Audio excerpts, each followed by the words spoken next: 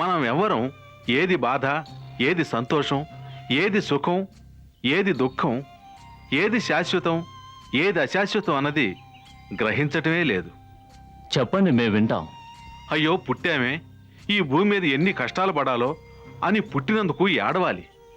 కానీ మనం ఏడవటం లేదు. పుట్టుక వరప్రసాదం అనుకుంటున్నాం. శాశ్వతమైన విశ్రాంతి, శాశ్వతమైన స్వేచ్ఛ సంతోషిస్తూ ఆహ్వానించాల్సింది మరణం.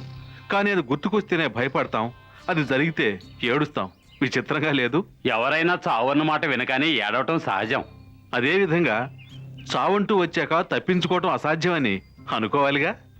మన జననం అశాశ్వతం, మరణం అనేది శాశ్వతం అన్న విషయాన్ని అంగీకరించడానికి మనసు ఒప్పుకోవటం లేదే. మనకు మాత్రం చావు రాకూడదు.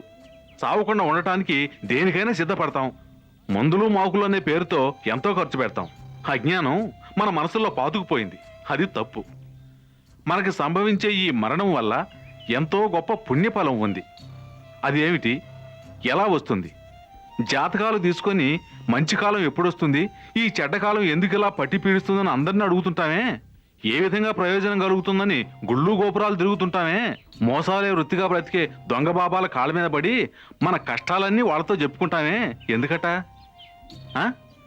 పితృకర్మల గురించి మీరు తెలుసుకుంటే మీ క్షేమం, మీ వంశక్షేమం మీ చేతుల్లోనే ఉంటుంది. ఇవాళకి ఇంతటితో ముగిస్తున్నాను. దీన్ని కంటిన్యూ చేయాలా అక్కర్లేదన్న విషయాన్ని విన్న మీరందరూ వెంటనే నాకు తెలియపరిచారంటే రేపు ఒక పెద్ద నిగూఢ రహస్యాన్ని, పితృపూజ అనబడే పూర్వీకుల సంప్రదాయాన్ని మీకు వివరంగా చెప్తాను. చక్కని విషయం చెబుతూ మధ్యలో ఆపేశారే. పంతులు గారు, ఆయన ఏమడిగినా చెబుతానంటున్నారు కదా. దీక్షితులు గారు, మీరు చెప్పండి. అందరం కలిసి ఊరు క్షేమం కోసం ఏమైనా చేస్తాం. చాలా సంతోషం. మేము వెళ్ళొస్తాం. వెళ్ళేస్తామండి. మంచిది.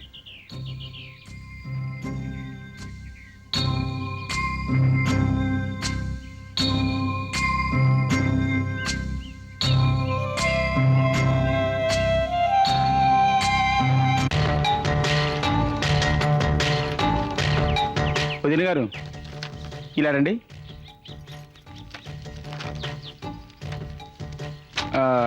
అడు తిరగండి, ఇటు తిరగండి. ఏమిటి? మొహానికి రోజ్ పౌడర్ వేశారా? లేదే. వేశారు. మొహం రోజులా ఉంది, అందుకే అడిగాను. నిజమా? అవును, మొహంలో ఆ తేజస్సు ఉంది. మన పెద్దవాళ్ళు సాముద్రిక లక్షణాలు అంటారే, అవన్నీ మీకు ఆ మహాలక్ష్మికి ఉన్నట్టుగానే ఉన్నాయి. అవును, ఇంతకీ గాయత్రి ఎక్కడుంది? లోపలే ఉంది. అదృష్టం, ఏ ప్రమాదం లేకుండా బయటపడింది. ప్రమాదం తప్పినందుకు సంతోషమే, కానీ తన ఫ్యూచర్ తలుచుకుంటేనే నాకు భయంగా ఉంది.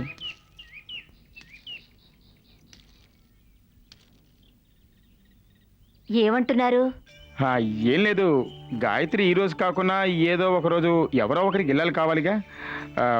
ఒకవేళ తనకు అలా పెళ్లి జరిగి ఆ తర్వాత తన భర్తకి ఈ విషయాలన్నీ తెలిసాయనుకోండి, అతను సివియర్గా యాక్షన్ తీసుకున్నాడు అనుకోండి, గాయత్రికి ఆత్మహత్య అనేది ఆల్రెడీ అలవాటు ఉన్న విషయం. మొదటిసారి ఫెయిల్యూర్ అయ్యింది, రెండోసారి సక్సెస్ అయితే. అపశకనంగా మాట్లాడకండి. మా అత్తవారి సైడు గాయత్రికి తగిన సంబంధాలున్నాయి. వాళ్ళెవరితోనైనా మాట్లాడి గాయత్రికి పెళ్లి చేస్తే పోతుంది. అది కాదు, ఎవడో ఒకడికి ఇచ్చి చేసి టెన్షన్తో ఉండడం కన్నా తన గురించి తెలిసి తన మనసు అర్థం చేసుకునే ఓ విశాల హృదయం ఉన్నవాడికి ఇచ్చి పెళ్లి చేయొచ్చు కదా. సరే, ఇప్పుడు అలాంటి వాడు మనకి ఎక్కడ దొరుకుతాడు? ఎక్కడో ఎందుకు, నేను ఇక్కడే ఉన్నానుగా. ఓహో, గాయత్రిని మీరు రెండో పెళ్లి చేసుకుంటారా? రెండో భార్యని పేరే గాని తనకి ఏ లోటు చేయను. ఇందులో ఇంకో ప్లస్ పాయింట్ ఉంది. అక్కా చెల్లెళ్ళిద్దరూ ఎప్పుడు కలిసిమెలిసి ఉంటున్నారు. ఆ ప్రేమకి ఆటంకం ఏర్పడకుండా నాతో పెళ్లి జరిపిస్తే కంటిన్యూ అవుతుంది కదా. ఇలా చూడండి, మే 5గురం పైకి గొడవ పడినట్టు కనిపిస్తాం గాని మనసుల్లో ప్రేమగానే ఉంటాం. అందుకని మా నలుగురిని చేసుకుంటానంటారా? తెలియక కోకిలి గొంతు ఎలాగో కోసాం, అది చాలక గాయత్రి గొంతు కొయ్యాలా? ఈ మాట అడగడానికి సిగ్గుగా లేదు? నాకెందుకు సిగ్గు? న్యాయంగా ఆలోచిస్తే గొంతు కోసారని నేనే మిమ్మల్ని అనాలి. ఇన్నేళ్ళు కాపురం చేసిన పిల్లా పిచ్చు లేరు. ఇక మీద పుడతారో లేదో కూడా అనుమానంగానే ఉంది. పిల్లలు పుడితే అక్కా చెల్లెళ్ళిద్దరూ ప్రేమగా పెంచుకోవచ్చు కదా. అమ్మ అని పిలిచేది తన బిడ్డ అయితేనే, తన చెల్లెల బిడ్డ అయితేనే ఆ సంతోషం దక్కుతుంది కదా. పిల్లలు లేరట, ఇంకో ఇల్లాలు కావాలట. మీరు సంపాదించిన డబ్బు ఖర్చు పెట్టేవాడు లేక ఏడొస్తోందా, లేక పెద్దలిచ్చిన బంగళాలు ఎస్టేట్లు వారసులు లేక పాడుపడ్డాయా? సంపాదనకి గతి లేదు, సొల్లు కబుర్లకి తక్కువ లేదు. పెళ్ళాం మీద ప్రేమ నటించకండి. వడ్డీ కట్టలేని వాళ్ళందరి పాత నగలు దానికి తెచ్చిచ్చి చివరికి పోలీస్ స్టేషన్ వరకు తీసుకెళ్లారే, అదే నేను అయ్యుంటే పోలీస్ స్టేషన్ నుంచి వచ్చిన వెంటనే నా చావుకు మా ఆయనే కారణమని లెటర్ రాసి పెట్టేసి ఊరేసుకు చచ్చాడండి. ఆ కోకిలతో సిగ్గులేని జన్మ ఇంకా మీతో కాపురం చేస్తోంది. చూడండి, ఒకటి తెలుసుకోండి, గాయత్రిని పెళ్లి చేసుకోవాలని కలలు కంటున్నారే, అది ఈ జన్మలో జరగదు. హా! బుద్ధి లేని జన్మ. ఒక పెళ్ళాన్ని కాపాడుకోవడానికి గతి లేదు, ఈ లక్షణంలో ఇంకొకటి కావాల్సి వచ్చిందట. కోదండంగాడిని పెళ్లి చేసుకోవడం కన్నా కోకిలు కొంపలోనే పడున్న బాగుండేది. ఛా! ఏమిటి పగలే పలవరిస్తున్నావు? ఆ పలవరించడం లేదమ్మా, ఈ ఇంట్లోని అన్యాయాన్ని చెప్పుకుంటున్నాను. అది కూడా ఓ రకం పలవరింతే. ఏమిటో చెప్పు, నేను వింటాను. మన మరిది కోదండం లేడు, ఉన్నాడు. ఎక్కడికి పోతాడు? అతని గురించే. అతగాడి కోరిక చూసావా? గాయత్రిని ఎవరికో ఇవ్వడం దేనికి, మీరు ఊ అంటే నేనే చేసుకుంటాను అని అడుగుతున్నాడు. అంత మాట అన్నాడా? అనడమే కాదు, తానన్న దాంట్లో ఎంతో న్యాయం ఉందన్నట్టు కోకిలకి పెళ్ళై ఇన్నేళ్లైనా పిల్లా పీచు లేరు కదా, అందుకే గాయత్రిని అడుగుతున్నాను. గాయత్రికి పిల్లలు పుడితే అక్కా చెల్లెళ్ళిద్దరూ కలిసి పెంచుకుంటారు, తప్పే ఉంది అంటున్నాడు. దానికి నువ్వేమన్నావు? నేనేమన్నానా? ఏమైతే అయిందని నేను చెడామడా దులిపేసొచ్చాను. ఎంత ధైర్యం ఉంటే నాతో అంటాడా మాట? సర్లే, ఇప్పుడంత తప్పేమన్నాడని? తప్పా? పెద్ద తప్పు. సులోచన, నువ్వు తొందరపడ్డావేమో అనిపిస్తోంది.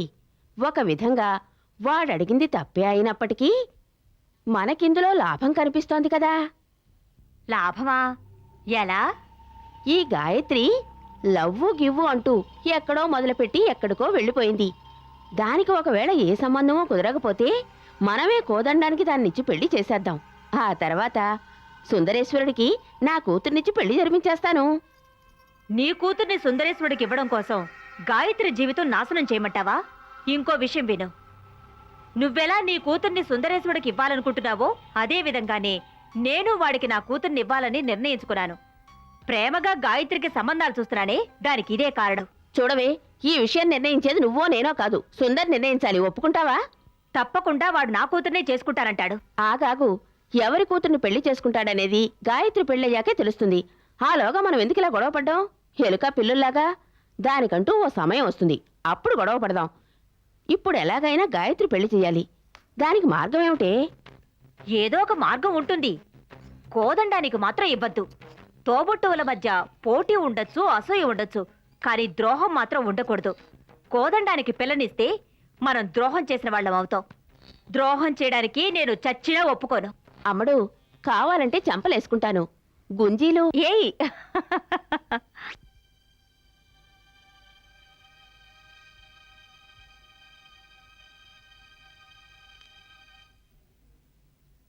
అక్క, ఆ, ఆ, రా కళ్యాణి. ఏమిటి హఠాత్తుగా? ఏ నేను ఇంటికి రావడానికి ఎవరైనా పర్మిషన్ అడగాలని రూల్ ఉందా? చచ్చా, నీకు ఈ ఇంట్లో లేని హక్క. ఈ టైంలో నువ్వు వస్తావని అనుకోలేదు. అందుకే అలా అడిగాను. చెప్పు, ఎలా ఉంది కాలేజీ? నా విషయం అలా ఉంచు, గాయత్రి విషయం ఏంటి?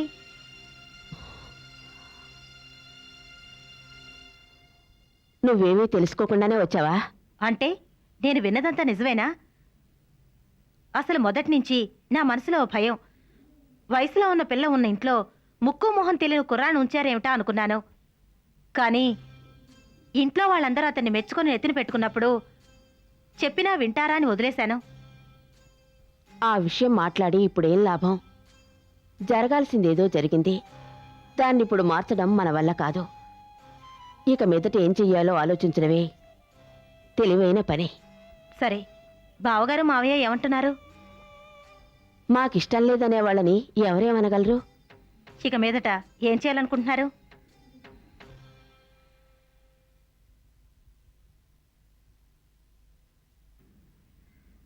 ఒక సంబంధం ఇలా అయింది కదా అని వదిలేసి ఊరుకుంటావా? నాకు తెలిసిన చోటు చెప్పి గాయత్రికి సంబంధాలు చూద్దాం అనుకుంటున్నాను. నువ్వేమంటావ్? చెప్పు. సరే, నువ్వు బాధ్యత తీసుకోవాలని ఆశపడుతున్నావు. అది నేనెందుకు కాదనాలి? నీ ద్వారానైనా మన గాయత్రి బతుకు చక్కబడితే చాలు. చాలా సంతోషం అక్క. బావగారు గాయత్రి జాతకం జెరాక్స్ తీయించుంటారుగా, నాకు కాపీ ఇవ్వు. సరే, నువ్వు ఆ రూమ్లో ఉండు, నేను తీసుకొస్తాను.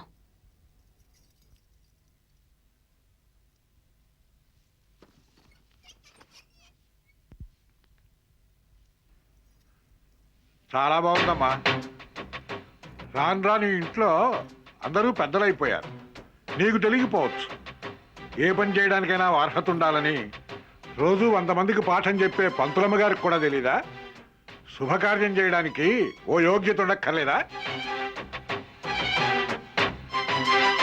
ఒక్కరోజైనా భర్తతో కాపురం చేయని దానికి పెళ్లి బెత్తనం ఏమిటి? నీకు బుద్ధి లేదు? దానికి జాతకం ఇస్తావా? మన పిల్ల సుమంగళిగా బతకడం నీకు ఇష్టం లేదా? అసలే ఈ ఇంట్లో ఎవరికి మనశ్శాంతి లేదు కదా? ఆ?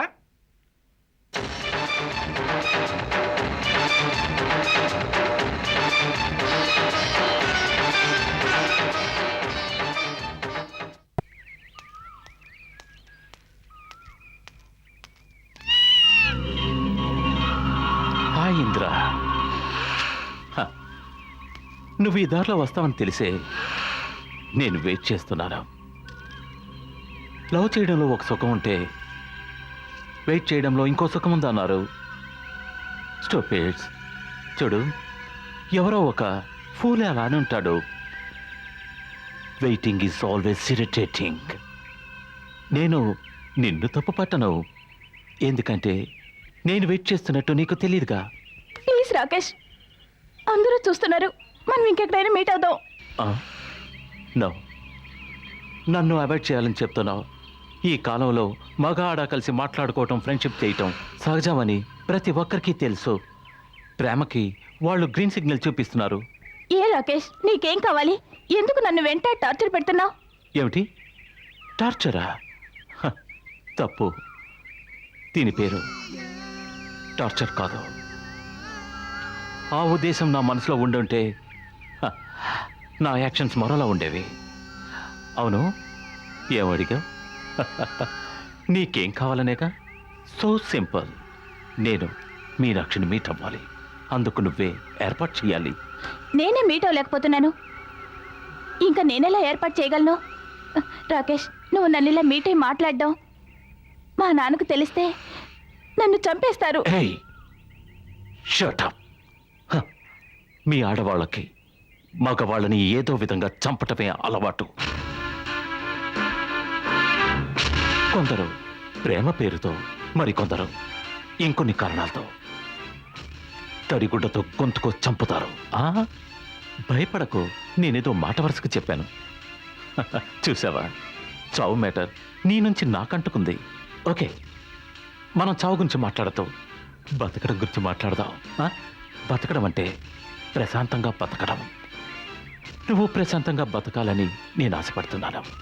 అందుకే మీనాక్షిని మీట్ అవ్వాలనుకుంటున్నాను. మీట్ అయితే ఏ గొడవ ఉండదు. నేను నిన్ను భయపెట్టాలనుకోవటం లేదు. See you. కానీ నెక్స్ట్ టైం మనం కలుసుకునేటప్పుడు మీనాక్షి కూడా ఉండాలి. బాయ్.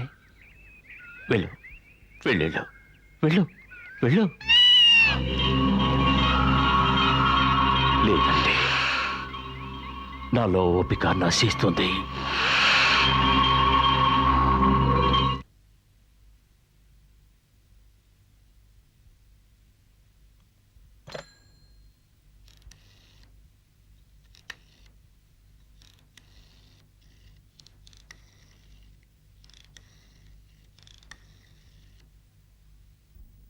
హలో, సులోచనేనండి.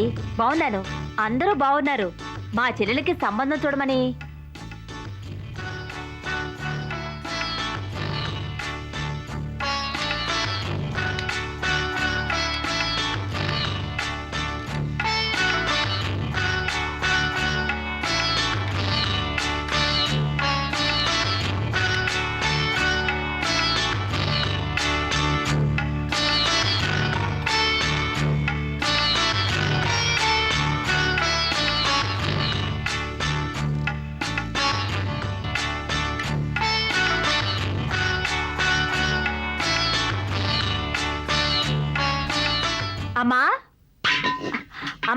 ఏమిటే? రా చెప్తాను. ఉమ్, రామ్మా చెప్తాను. ఏమిటో చెప్పు. అమ్మా, ఓ సంతోషమైన విషయం. మన గాయత్రి అదృష్టం కొద్దీ ఓ మంచి సంబంధం కుదిరేలా ఉంది. మా చిన్నమామగారి అబ్బాయి అమెరికాలో ఎంబీఏ చదివి సొంతంగా వ్యాపారం చేస్తున్నాడు. పెద్దలు సంపాదించింది 3 తరాలు తినొచ్చు. నా మీద వాళ్ళకెంతో ప్రేమ. ఇప్పుడే ఫోన్ చేసి గాయత్రి గురించి చెప్పి ఏమంటారన్నాను. దానికే ఉందమ్మా, నువ్వు చెప్తే చాలు, తొందరలోనే ముహూర్తం పెట్టించేద్దామన్నారు. గాయత్రి ఫోటోని వెంటనే పంపిస్తానని చెప్పానమ్మా. దానికి వాళ్ళు ఒప్పుకున్నారు. మన గాయత్రికి మంచి రోజులు వచ్చాయనుకుందాం. అమ్మా, ఎంత గొప్పవాళ్ళో తెలుసా? వరకట్నం లాంఛనాలు ఏమీ అవసరం లేదన్నారు. మన తృప్తి కోసం ఇచ్చుకోవడమే. ఏమంటావమ్మా? చాలా సంతోషం తల్లి. నీకు ఓ ఆడపిల్లంది. నీ చెల్లెల వివాహాన్ని నువ్వు దగ్గరుండి చేస్తే నీ కూతురు వివాహాన్ని భగవంతుడే జరిపిస్తాడు.